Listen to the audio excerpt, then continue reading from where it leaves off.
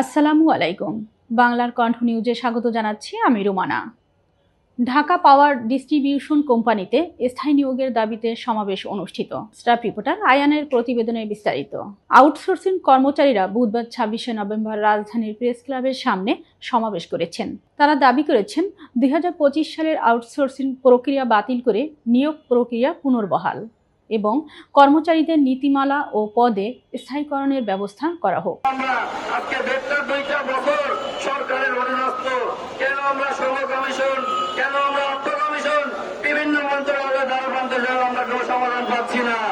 এই প্রশ্ন আপনাদের কাছে আমরা রাখতে চাই।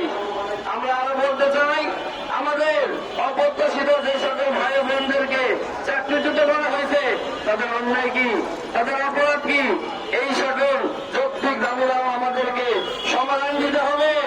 আমাদেরকে বলতে হবে কোন অপরাধে কিসের জন্য আমার ভাই বোনদেরকে চাকরিচ্যুত করা হয়েছে। সমাবেশে অংশগ্রহণকারীরা কর্মচারীদের চাকরি নিরাপত্তা নিশ্চিতকরণ, বয়স সীমা এবং আউটসোর্সিং প্রক্রিয়ার মাধ্যমে নিয়োগ ব্যবস্থা পুনর্বহাল করার জোর দাবি জানিয়েছেন। কর্মচারীরা সরকারের পক্ষ থেকে প্রতিবেদন প্রণয়ন ও বাস্তবায়নের মধ্য দিয়ে তাদের দাবিগুলো বাস্তবায়ন করার আহ্বান জানান।